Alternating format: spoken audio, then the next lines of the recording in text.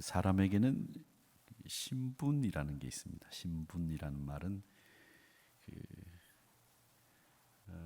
그 사람의 걸맞는 품위 있는 행동, 또 그 사람을 단적으로 드러내는 말이 신분인데, 신분이 있다고 해서 사람이 평등하지 않다, 이 얘기 아닙니다. 그 신분이라는 말을 이해함에 있어서 계급이라고 하는 것과의 차이를 이해해야 됩니다. 이 계급은 우리나라 남자라면 누구나 가는 엄격하고 분명한 계급이 있는 군대라는 조직이 있습니다. 이 계급은 어느 사회, 어느 공동체나 다 있죠. 유명한 막스 베버라는 사람은 그 계급, 신분, 정당이라는 책을 썼는데, 그 책에서 우리 사회의 권력은 그 계급과 신분, 정당, 그러니까 정당은 파티라는 말입니다. 그러니까 뭐 열린민주당, 국민의힘, 이게 정당이죠. 공동체 내에서 이런 것들에 의해서 권력이 분배된다, 이렇게 얘기를 했습니다. 근데 계급은 어떤 사람이라고 할지라도 쟁취할 수 있는 것, 그게 계급입니다. 반면에 신분이라고 하는 것은 대개가 그 혈연, 또 그리고 그 사람이 속한 문화, 인간관계, 여기에 의해서 결정이 됩니다. 인도에 가보면 카스트라고 하는 신분제도가 있죠. 아버지가 천민으로 태어나면 아들도 천민입니다. 대대로 천민으로 살아야 됩니다. 이게 변하지 않는 신분이죠. 근데 그 천민 중에서도 공부를 열심히 해서 변호사도 되고 유명한 음악가도 되고, 인도 분들은 그 IT 전문가들이 많거든요. 그런 분들도 됩니다. 신분은 천민이지만 계급으로는 공동체 안에서 유익한 일을 하는 전문가가 되는 거죠.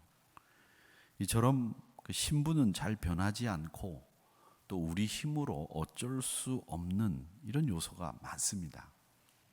근데 우리 그리스도인들의 신분, 우리는 그리스도를 믿고 변화되면서 우리 신분이 변화되는 일이 생겼습니다. 변할 수 없는 신분, 우리의 혈연이나 문화 환경, 인간관계에서 잘 안 변하는 이 신분이 변했다. 이게 우리의 처지입니다. 우리가 그렇게 변한 거죠. 멋진 일이고 기적 같은 일입니다. 그 변한 신분을 오늘 말씀에서는 뭐라고 얘기하느냐면, 택하신 족속, 왕 같은 제사장, 거룩한 나라, 소유된 백성이라고 하는 네 가지 단어로 우리의 신분이 변한 것을 이야기하고 있습니다. 9절을 제가 읽어보겠습니다. 너희는 택하신 족속이요, 왕 같은 제사장들이요, 거룩한 나라요, 그의 소유가 된 백성이니 이는 너희를 어두운 데서 불러내어 그의 기이한 빛에 들어가게 하시니에 아름다운 덕을 선포하게 하려 하심이라. 우리의 신분의 변화가 일어난 것을 잘 그려놓고 있는 말씀입니다. 성도를 우리 거듭난 사람이라고 하죠. 거듭난 사람. 근데 이 거듭난 이후에 이 성장과 변화의 과정을 통해서 하나님 나라 신분을 갖게 됩니다. 영적으로 막 아이가 태어나게 되면 아이가 젖을 먹는 것처럼 다른 신자의 도움을 받아서 자라나게 되고, 또 공동체의 구성원으로서 세워지게 되는 겁니다. 일부 예배 끝나고 난 뒤에 어떤 분이 그러시더라고요. 목사님 설교를 듣는데 금주의 말씀 속에 이 설교 내용이 있는데 이번 주에는 이 금주의 말씀 속에 설교가 없다고 그렇게 얘기하시는데, 여기 주보에 있는 이 설교는 3부 설교 내용입니다. 1, 2부는 설교가 다릅니다. 그래서 제가 설교가 3부 설교가 여기 적혀 있으니까 2부 때까지는 이거 보실 필요가 없다. 알고 계시면 되겠습니다. 혼란스러웠다 이렇게 얘기하셔서 제가 2부 때 말씀을 드립니다. 신분이 변하고 우리가 삶이 변했던 것이 우리 성도들의 변화된 삶의 모습입니다. 우리가 공동체의 구성원으로 세워지고 성장 과정을 통해서 다른 사람을 이끌어주고 공동체를 세워가는 사람이 되는 거죠. 그래서 오늘 본문은 신분에 대해서 다양하게 설명하고 있는 것과 동시에 우리 신분의 변화 과정을 자세하게 설명을 하고 있는데 그 신분의 변화 과정이 어떻게 되는지를 설명합니다. 2절을 보니까 갓난 아기들 같이 순전하고 신령한 젖을 사모하라. 이는 그로 말미암아 너희로 구원에 이르도록 자라게 하려 함이라. 이렇게 되어 있습니다. 아이가 세상에 태어나게 되면 어머니는 젖을 물립니다. 근데 그 젖을 물리면 아이는 이 젖을 빠는 것을 배운 적도 없는데 본능적으로 그 어머니의 젖을 마음껏 빱니다. 심장에서 가장 가까운 곳에서 생산되는 순전한 먹을거리, 어머니의 젖을 아낌없이 어머니는 내어주고 아이는 먹습니다. 잘하는 거죠. 이 사랑의 음식을 먹는 겁니다.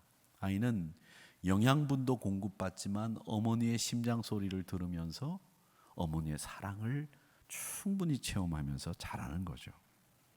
이 아이에게 젖을 물리면 정말 허겁지겁 먹습니다.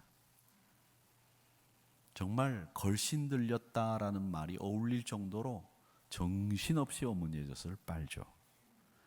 이건 그 갓난아이가 자기가 자라기 위해서 그 사랑을 갈급해야 하는 것이고 어머니의 음식, 신령한 젖을 사모하고 있다는 뜻입니다. 우리 성도들도 똑같아야 됩니다. 사랑의 말씀, 하나님의 훈계, 하나님의 권면, 이게 사모하는 것이 성장의 시작입니다. 사모하는 것, 말씀을 사모하는 것, 그게 성장의 시작 단계입니다. 여러분, 남학생들을 저는 남자아이를 키워보진 않았지만 이 남자아이들이 폭풍처럼 클 때는 어떻게 먹느냐, 정말 많이 먹습니다. 1.8리터짜리 우유를 한숨에 먹더라고요. 정말 한숨에 먹어요. 그렇게 먹을 때 키가 1년에 15cm, 20cm씩 크더라고요. 그렇게 먹을 것을 사모하고 먹을 것을 잘 먹는 사람이 크듯이 우리 신앙생활도 그렇게 젖을 사모하고 하나님의 사랑을 사모하는 사람이 성장합니다. 믿는다라는 말이 뭡니까? 믿는다.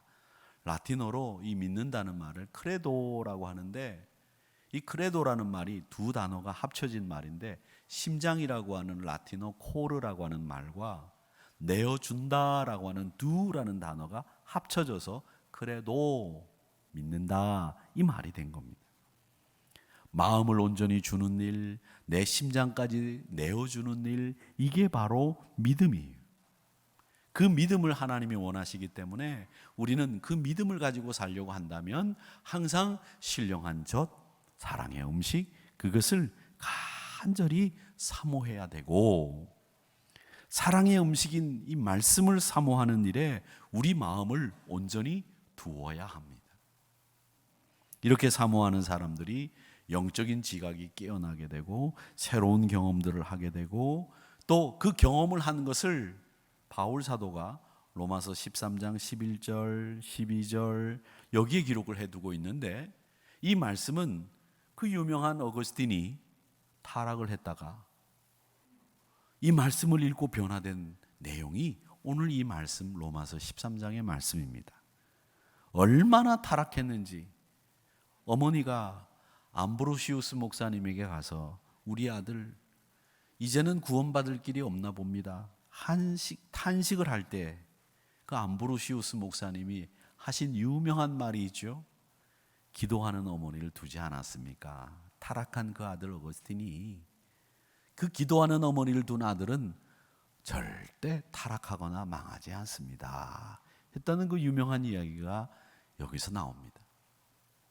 그 이야기에 맞게, 그 예언의 말씀에 맞게 이 어거스틴이 이 말씀을 듣고 깨달음을 얻고 구원받습니다.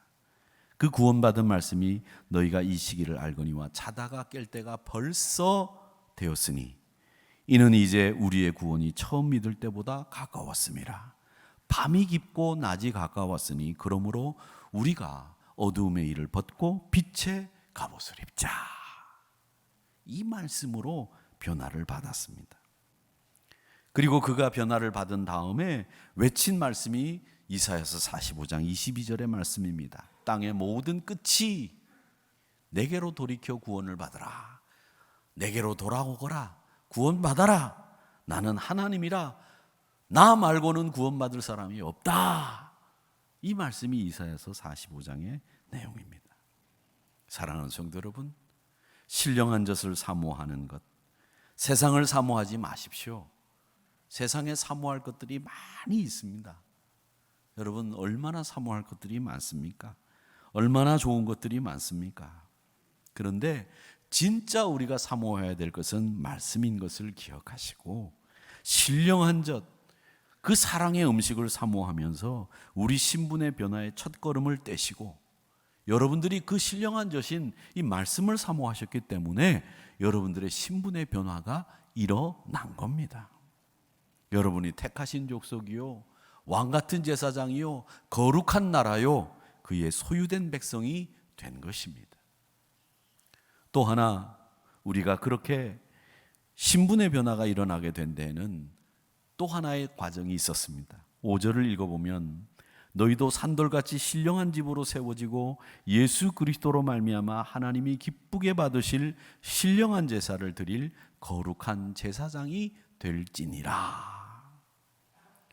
여기에 아주 특이한 단어가 나오죠. 산돌이라는 말이 나옵니다. 산돌. 이 산돌이라는 말은 베드로전서에만 나오는 독특한 표현인데 살아있는 돌이라는 말입니다. 여러분, 돌이 살아있는 거 보셨습니까? 보신 분 있으시면 나오셔서 증언해 주시기 바랍니다. 돌이 살아있는 거 보셨어요? 돌이 갑자기 설악산에 딱 있다가 어느 날 일어나 보니까 울산에 딱 가 있어요? 그래서 울산밥입니까? 돌이 움직이는 건 바람이 불어서 움직이는 거죠. 돌이 살아있는 건 말이 안 됩니다. 근데 돌이 살아있다는 거예요. 저는 이 돌이 살아있는 게 말이 안 되는데, 이 말이 안 되는 이유가 뭘까? 하나님이 말이 안 되는 일을 하셨어요. 그 말이 안 되는 일이 뭐냐? 자기 아들을 내어주셔서 우리를 살리신 거예요. 그냥 살려도 되는데 자기 아들을 내어주셔서 당신의 공의를 만족시키면서 우리를 살려주셨어요. 정말 말이 안 되는 일인데, 또 말이 안 되는 게 있습니다. 죽었는데 다시 살아나셨어요. 말이 됩니까?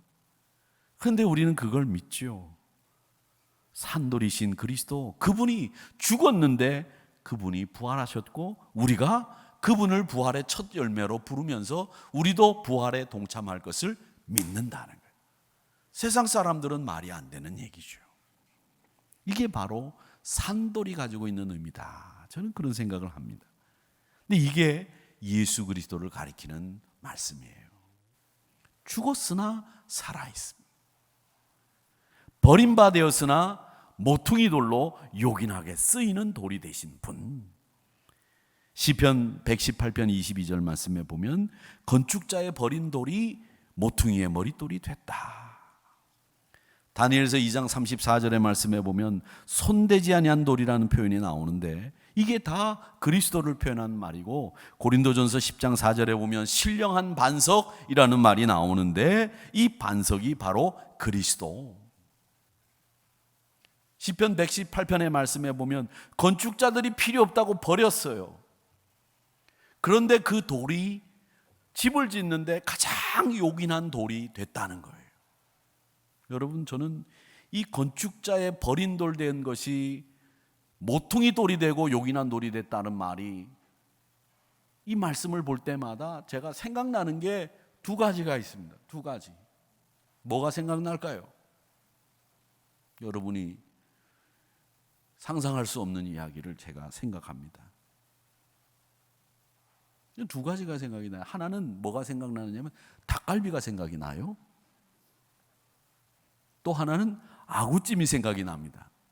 속으로 지금 야, 목사가 먹을 걸 좋아하더니 먹을 것만 생각하는구나 생각하실 수 있겠지만, 닭갈비는 한자어로 게륵이라고 합니다. 게륵.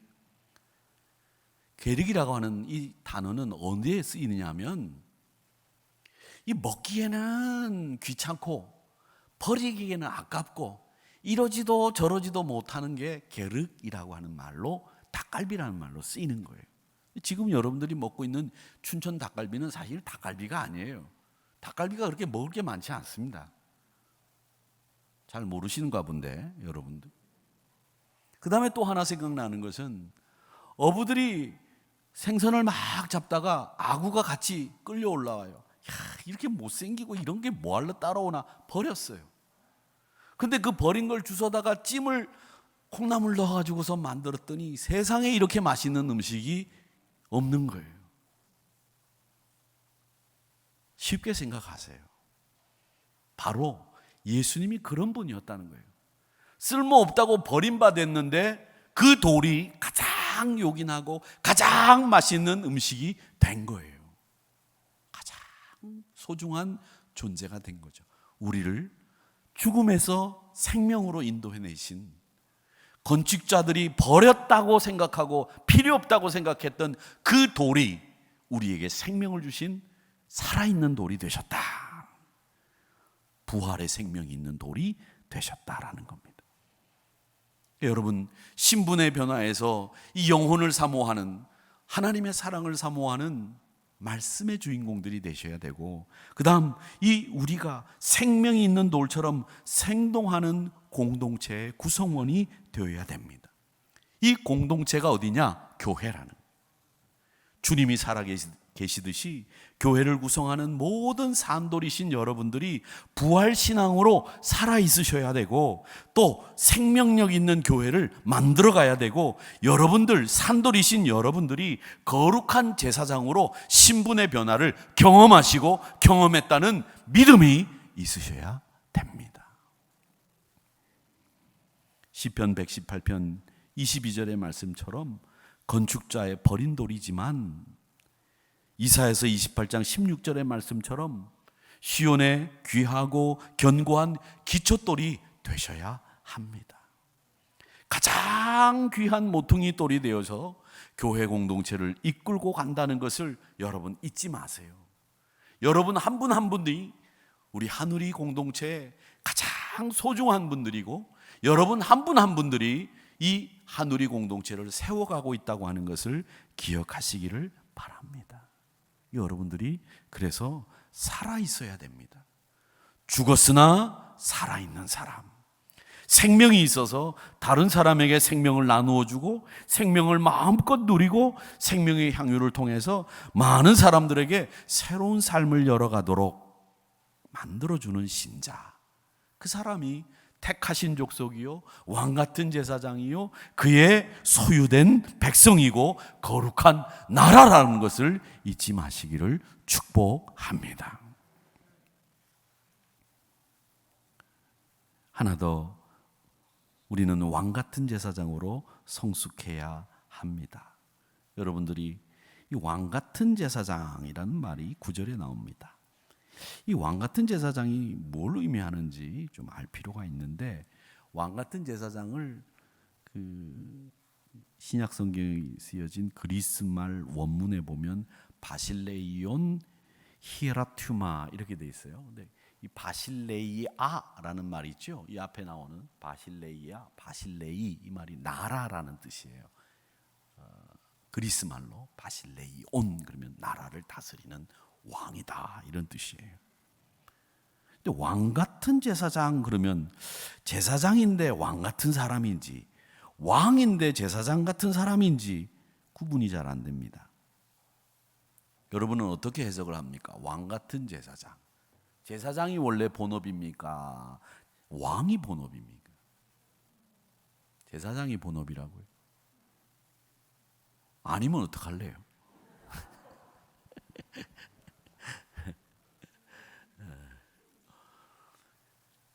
이 말은 사실은 시온성가대에서 대답한 게 맞습니다. 다행히도 맞습니다. 제사장이 맞습니다. 왜? 표준 일부 예배 설교 들으셨죠? 안 들으셨어요? 그런데도 맞추셨어요. 대단한 성가대입니다. 이 말을 제일 잘 번역해둔 성경이 표준 세번역 성경이에요. 표준 세번역 성경에 보면 어떻게 되어 있느냐면 이렇게 되어 있습니다. 뭐라고 되어 있느냐면 왕의 제사장들입니다. 그러니까 제사장이 맞지요. 그러니까 여러분, 이 말을 표현하면 어떤 말이냐면 주님은 우리의 왕이십니다. 그리고 우리는 그의 제사장입니다. 이 말이에요. 이게 왕 같은 제사장이 가지고 있는 뜻. 이제 여러분 확실히 아셨죠? 시온 성가대가 정확하게 대답을 했다는 거 여러분 이해하시겠죠? 주님은 우리의 왕. 그래서 시온 성가대가 대단한 성가대예요. 그렇죠, 지휘자님? 예, 맞습니다. 영혼 없이 고개만 끄덕거리시는데 왕 같은 제사장은 제사장이에요. 주님은 우리의 왕이십니다. 나는 그의 제사장입니다. 이런 뜻입니다. 이 말은 무슨 말이냐면 우리의 신분이 예수 믿고 난 뒤에 우리 주님을 왕으로 모시고 사는 제사장이 됐다, 이 말이에요. 근데 이런 묵상도 가능할 수 있죠. 왕이 되면 자칫 이 권력을 가지게 되고, 권력을 가지게 되면 오만해집니다. 제사장이 되면 죄사함을 구하는 성스러운 직책인데, 여기에서 성스러운 직책에 백성들을 위해서 죄사함을 구하는 것보다 자기의 영화를 구하는 일에 집중할 수 있어요. 이 왕 같은 제사장이라고 하는 말은 권력에 취해 오만함에 빠지지 않고 백성들의 죄를 구하는 가운데 자기의 영화를 구하는 자리에 앉지 않고 백성들을 위해 죄사함을 매일매일 구하는 제사장, 권력을 통해 백성을 잘 살 수 있도록 만드는 왕, 그 왕이 우리 주님이십니다 라는 뜻도 포함이 됩니다. 자, 그렇다면 여러분, 이 말씀을 통해서 우리가 또 생각해 볼 게 하나 있습니다. 우리 개혁교회가 가지고 있는 교리 중에 하나가 만인 제사장설이라는 것을 가지고 있습니다. 사제들, 목사들만 제사장이 아니라 우리 모두가 제사장이다라고 하는 개혁교회 교리죠. 근데 이 교리는 여러분 잘 아셔야 됩니다. 누구나 다 예배를 인도할 수 있다라고 이해를 합니다. 맞습니다. 틀린 이야기는 아닙니다. 그러나 여러분들이 다 예배학을 공부했거나 전공하지 않으셨습니다. 누구나 다 예배를 위해 설교를 준비하거나 설교할 수 없습니다. 그러니까 이 만인 제사장설이라고 하는 말은 누구나 다 예배를 인도할 수 있다라고 하는 말이 아니라 사실은 제사장이라고 하는 직책이 하는 일이 뭡니까? 하나님 앞에 가서 백성들의 죄를 용서해 달라고 구하는 일. 욤키푸르라고 하는 대속죄일에는 대제사장이 성소까지 들어가서 하나님 앞에 모든 백성들의 죄와 제사장의 죄까지도 용서해 달라고 구하는 일, 이게 제사장이 하는 가장 주된 일입니다. 제물에 손을 얹고 기도한 다음 그 죄물을 가지고 온 사람의 죄를 제물에 전가한 다음에 제물을 잡아서 이 사람의 죄를 용서해 달라고 하나님 앞에 구하는 일, 이걸 제사장이 하는 겁니다. 그러니까 만인 제사장설이라고 하는 말은 누구나 다 예배를 인도한다라고 하는 말이 아니라 사실은 누구나 다 다른 사람의 죄를 용서할 수 있어야 하고 용서하는 사람이다라는 말이 더 정확한 표현입니다. 제사장이 원래 하는 일이 그것이기 때문이죠. 그러니까 여러분, 누구든지 우리는 다른 사람의 죄를 용서해 달라고 중보하는 사명이 있다라는 말이 만인 제사장설이 가지고 있는 원래 중요한, 가장 중요한 뜻이다라고 하는 것을 여러분 아셔야 됩니다. 그를 위해 죄 용서를 구하고 실제로 용서하면서 살라는 의미가 만인 제사장설이 가지고 있는 뜻이라는 거예요. 그래서 겸손과 감사의 제사장직을 기쁘게 수행하는 여러분들의 신분이 됐다. 그게 왕 같은 제사장이라고 하는 말이 가지고 있는 의미입니다. 사랑하는 성도 여러분, 여러분들이 왕 같은 제사장이 되시기를 축복합니다. 주님을 왕으로 모시고 나는 누구나 용서하고 또 누구나 그를 위해 용서를 구하는 기도를 할 수 있는 중보의 사명을 감당하는 왕 같은 제사장, 거룩한 나라, 택하신 족속 여러분들이신 것을 기억하시기를 바랍니다. 여러분의 신분은 갓난아기에서 산돌이신 그리고 제사장으로 이어지는 성장 단계를 통해서 여러분의 신분이 변화되었고 그 변화되어가는 신분을 이 베드로전서 2장은 잘 그려놓고 있다라고 하는 겁니다.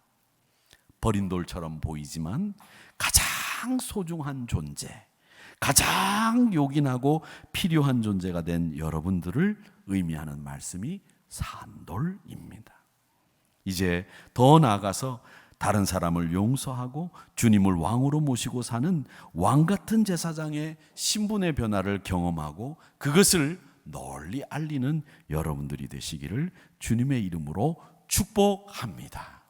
여러분은 택하신 족속이요, 왕 같은 제사장이요, 소유된 나라요, 그의 백성들이라고 하는 것을 기억하시면서 항상 하나님의 말씀대로 승리하는, 그리고 그 말씀을 사모하기에 갈급해하는 여러분들이 되시기를 주님의 이름으로 축복합니다.